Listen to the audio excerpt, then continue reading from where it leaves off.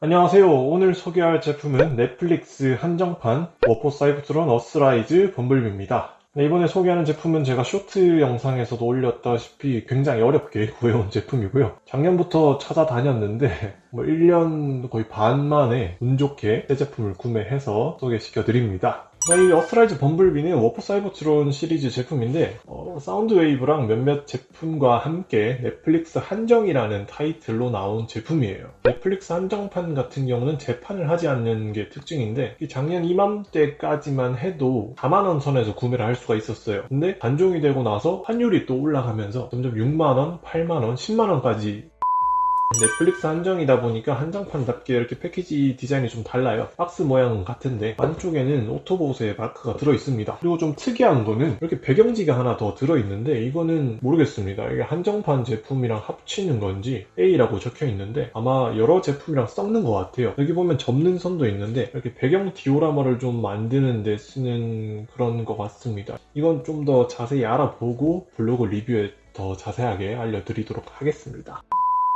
계속해서 어스라이즈 범블비를 둘러보면 구성품은 총 2개랑 이용하는 파츠 3개 정도가 들어있는데 구성품은 나름 괜찮은 편이고요. 로봇 모드 크기를 보면은 굉장히 작습니다. 마스터피스 MP21, 45 제품도 그랬다시피 범블비는 항상 캐릭터가 워낙 작아서 크기는 가성비가 떨어질 수도 있는데 아무튼 굉장히 작습니다. 아까 마스터피스를 보면요, 가운데 오토보 마크가 있던데 어스라이즈 범블비 같은 경우는 여기 마크가 없어요. 범퍼 부분인 발바닥에만 있고 여기는 없어서 약간은 좀 허전한 느낌이 있습니다. 그냥 네모난 노란색에 검은색 몇 개 들어간 그런 수준인데 외관상으로 봤을 때는 뭔가 좀 허전하긴 하지만 그래도 색감 면에서는 굉장히 예쁘게 나왔기 때문에 그냥 잘 나온 것 같습니다. 팔다리가 되게 잘 뻗어서 비율이 굉장히 좋은 걸 알 수가 있죠. 이게 가동도 되게 좋고 얼굴 가동도 좋고, 그리고 특징적인 부분이 있는데 이 등짐 같은 경우는 분리가 됩니다. 분리하는 것도 그렇게 어렵지 않고요. 이렇게 핀을 그대로 그냥 꽂아서 장착하는 정도라서 무기를 뺐다 꼽는 정도의 힘을 들이면 됩니다. 이 부분 같은 경우는 이렇게 등짐으로도 둘 수 있는데 방패로도 활용이 돼요. 이렇게 방패로도 쓸 수 있고 무기들하고도 같이 연계해서 쓸 수가 있습니다. 앞서 말씀드린 것처럼 구성품인 무기는 총 2자루가 있고요. 양손에 끼워서 쓸 수도 있고 작은 총보다는 크게 활용하는 게 특징인데 이렇게 앞뒤를 맞춰서 끼워준 다음에 이렇게 바주카 느낌으로도 쓸 수가 있어요. 옛날에 아이언하이드 무기랑도 비슷하게 생겼는데 쌍권총을 쓸 수도 있고 이렇게 장총으로 써서 이렇게 쥐어서 방패와 총을 활용할 수 있습니다. 이렇게도 쓸 수 있는데 이제 범블비한테 이런 큰 총이 좀 어색하긴 해요. 그래서 좀 많은 불호가 있긴 합니다. 그리고 이 남는 파츠들은 어떻게 사용하냐면 이 바주카 보드에서 뒷부분에다가 이 지지대를 하나 꽂아주고 양쪽 옆에다가 이 파츠들을 결합을 해주면 기관총처럼 거치를 하는 무기처럼 이렇게 만들 수가 있어요. 무기를 총 3가지로 활용을 할 수 있다는 점에서 굉장히 재밌는데 여기 기호에 따라서 쓰시면 될 것 같은데 저는 개인적으로 총 하나만 딱 끼워주면 좋을 것 같아요. 그래서 다른 건 다 빼고 그냥 이렇게 총 하나만 끼워주고 전시를 할 것 같습니다. 이 남는 무기는 다른 친구들한테도 쥐어주면 되게 좋기 때문에 이렇게 딱 두는 게 굉장히 깔끔하지 않을까 싶네요. 네, 그리고 버즈워시 버전의 오리진 범블비랑도 비교를 해보면 둘 다 작은데 우선 부피감에 있어서는 좀 더 슬림한 어스라이즈 범블비인 걸 알 수가 있고 색감 면에서도 많이 다르죠.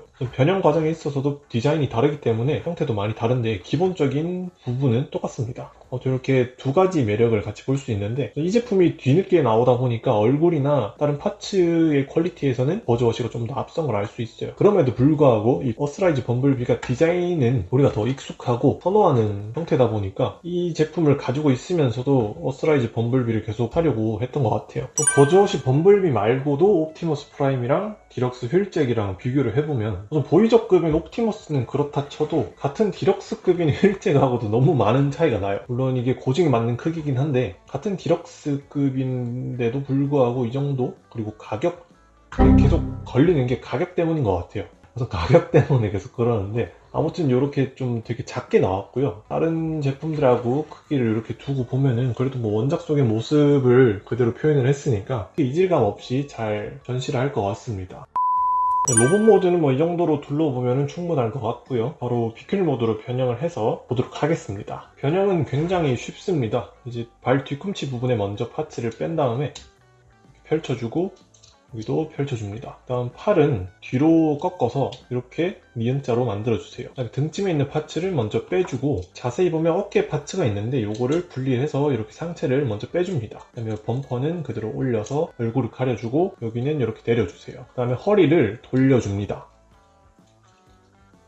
약간 뻑뻑한데 한 번 정도 돌려주면 굉장히 부드럽게 돌아가기 때문에 한번 딱 돌려주시면 되고, 그 다음에 이렇게 허리를 돌려준 다음에 튀어나온 부분이 있는데 이를 딱 꽂아서 여기도 이렇게 딱 끼워주세요. 여기 도색이 까질 수는 있는데 이 부분은 뭐 크게 문제가 없으니까 딱 끼워주고, 다시 돌려준 허리로 돌아와서 이제 꺾어줍니다. 꺾은 다음에 여기를 뒤로 젖혀주세요. 뒤로 젖히면서 접어야 되는데 여기가 걸려서 잘 안 접힐 거예요. 그때는 같이 다리도 앞으로 전개해줍니다. 그 다음에 여기 이 부분은 이렇게 딱 빼고 바퀴를 이렇게 펴줍니다. 여기도 먼저 발 부분을 앞으로 쭉 내민 다음에 바퀴를 펴주고, 먼저 여기 앞범퍼를 결합한 다음에 여기를 딱 접어주면 아까처럼 안 걸리고 딱 접히는 걸 볼 수가 있어요. 그 다음에 여기 다리 옆부분에 허벅지에 보면 구멍이 있는데 여기 튀어나온 핀이랑 같이 결합을 하고 딱 결합해주고, 그 다음에 범퍼를 이렇게 딱 결합해주고, 그러면 이렇게 뒷부분은 깔끔하게 알아서 전개가 됩니다. 팔은 그대로 이렇게 둔 다음에 이 핀을 그대로 접어 넣고 손구멍에 맞춰서 여기 핀을 꽂아주면 됩니다. 여기도 잘 안 들어갈 수는 있는데 구멍을 잘 맞춰서 살살 밀어 넣어주면 뒷범퍼가 딱 결합이 되고요. 이렇게 결합하면 비클 모드가 완성이 됩니다.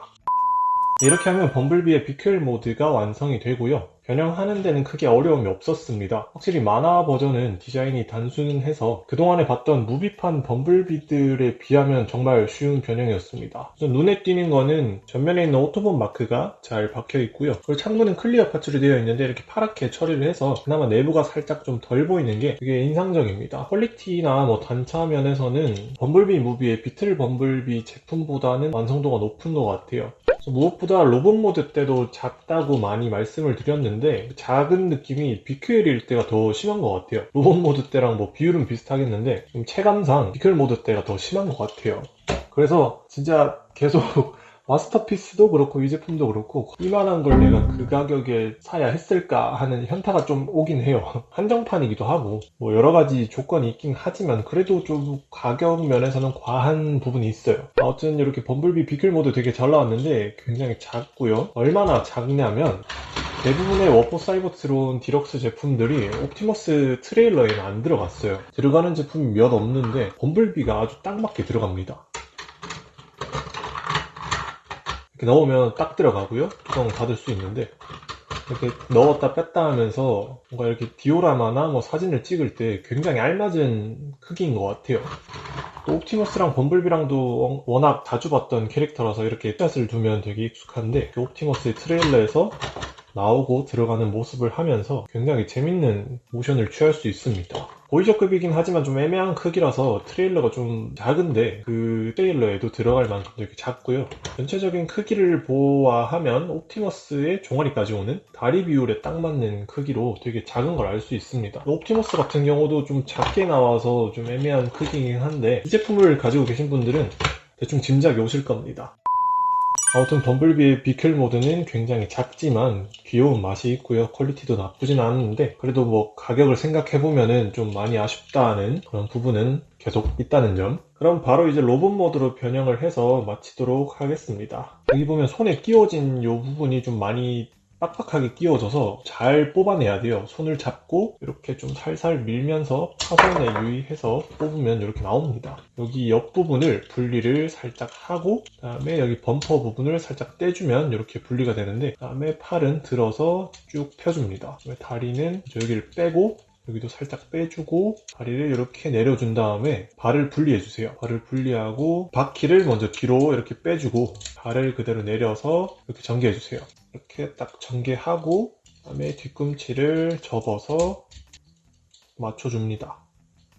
또 딱 접어주고 팔을 내리기 전에 여기가 걸리기 때문에 다리를 먼저 이렇게 쭉 펴줄 거예요. 허리를 빼주고 반대로 이렇게 돌려줍니다. 그 다음에 어깨는 이렇게 올리고 그 다음에 여기 범퍼 부분 빼주고 여기도 내리고 그 다음에 팔을 들어 올린 다음에 그대로 다시 닫아서 상체를 딱 결합해 주세요. 그 다음에 팔은 그대로 내리고 이 뒷부분에 이렇게 파츠를 여기는 이렇게 접고 꽂아서 등짐을 이렇게 해주면 로봇 모드가 완성이 딱 되는데 이건 말고도 아까 봤듯이 이렇게 등짐을 뺄 수도 있기 때문에 보관하거나 전시할 때는 편하게 두시면 됩니다. 이렇게 손에 꽂아서 전시를 하시면 되고요. 저는 개인적으로 이 방패가 있는 것보다는 등짐이 있는 게 좋아서 이렇게 둘 것 같아요. 아무튼 이렇게 하면 로봇 모드가 완성이 되고요. 이렇게 하면 비클 모드, 로봇 모드 모두 둘러봤습니다.